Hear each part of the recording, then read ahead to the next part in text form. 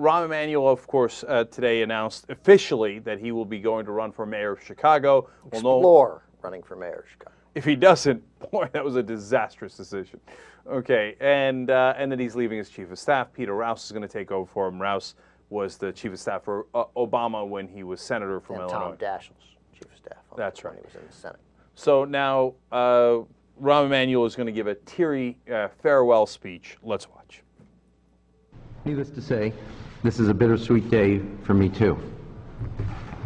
On the one hand, I'm excited to be heading home to Chicago, which, as you know very well, Mr. President, is the greatest city in the greatest country in the world. I'm energized by the prospect of new challenges and eager to see what I can do to make our hometown even greater. These are unprecedented and great times in Chicago, Mr. President. The Chicago Bears are 3-0. Unbelievable. You had the guts to make the tough calls that stopped the free fall and saved our country from a second Great Depression. You've taken on some of the most powerful interests in this town to stand up for the American people. And you've been willing to challenge the worn-out ideas and the stale thinking that often stands in the way of progress. Mr. President, I thought I was tough. But as someone who saw firsthand how close our nation came to the brink and what you had to do to put America back on track, I want to thank you for being the toughest leader any country could ask for in the toughest times any president has ever faced. My father and my grandfather came to this country for opportunity. They came here for a better life for their children. My mother marched with Martin Luther King because she believed that none of us is truly free until all of us are.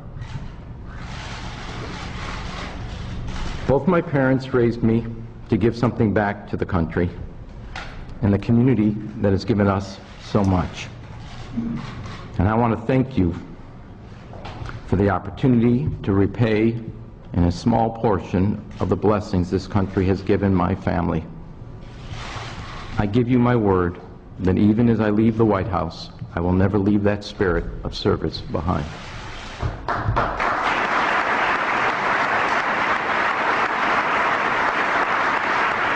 Now, because my temperament is sometimes a bit different than yours, Mr. President, I want to thank my colleagues for your patience the last 2 years that you have shown. I'm sure you've learned some words that you've never heard before, and in an assortment of combination of words. What we learned together was what a group of tireless, talented, committed people can achieve together.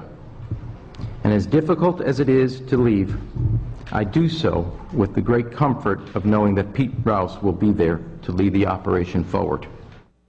All right, so he teared up there and wiped away a tear as he was talking about his parents, to which I have to say, all right, I'm playing. He's talking about his parents. It's fine. He pulled a Glenn Beck. I'll let it go. Here's what was I'm sure that was legitimate, though. Yeah, I'm playing. I'm kidding around. I don't think he faked it. I don't know anything about it. He's talking about his parents. Yeah. Look, I'm sure I'd tear up if I was talking about my parents. So let's just calm down about that, okay? Cut it out. Here's what's much more offensive. The Chicago Bears, who are 3-0. 3-0. Yeah. Okay. You know who says that? People who don't know anything about football. Never watched a quarter of a football game in his entire life, okay? Like, he's the kind of guy who watches the halftime show at the Super Bowl. Yeah. Like, ooh, the Rolling Stones are on. Yeah. Oh, what sporting games are on today? 3-0. How inauthentic are you? Anyway. Stole that line from Modern Family, by the way. Is that right? Yeah, that's what the gay son always asks. Yeah, I never quite bonded with my father when he would always be watching sporting games. All right, now, a small point for me. Toughest times that any president has faced? A bit hyperbole. I think Lincoln had it a little rougher. But, I mean, look, it's pretty bad. The guy comes in, inherits 2 wars and maybe the second biggest economic crisis of our time. It's not nothing. I'll go with Lincoln and FDR, but you could argue third. Yeah, I just wouldn't have phrased it that way. I also wouldn't have said, I thought I was tough. I don't think you get to say that about yourself. But No, I wouldn't have phrased the whole thing like pretending it's a conversation with the president. Like there's always that awkwardness, you know. But as I look forward, Mr. President, like he's behind you. Like, what are you doing? It's just nothing seems genuine. Just talk. Right. And then, he makes a joke about his cursing and the whole room is in giggles. Stuff like that drives me crazy. But none of that is relevant. The real relevant thing here is when he said, look, the president, got rid of worn-out ideas and stale thinking. And I thought, yeah, he just did today. Okay, because no one represented worn-out ideas and stale thinking in Washington better than Rahm Emanuel did. No, that's not true. But I mean, look, in terms of establishment, now the Republicans have a lot of, the worn out of tax cuts. No, I got you. But, like, if you said, all right, pick an establishment guy in D.C., I'm not sure I'd pick, Mitch McConnell. I think I might pick Rahm Emanuel. I don't know. Because and I'm talking about politics here. I'm not talking about ideology, okay? Okay, and of course I agree with Rahm Emanuel's ideology more than I agree with Mitch McConnell's or Orrin Hatch's.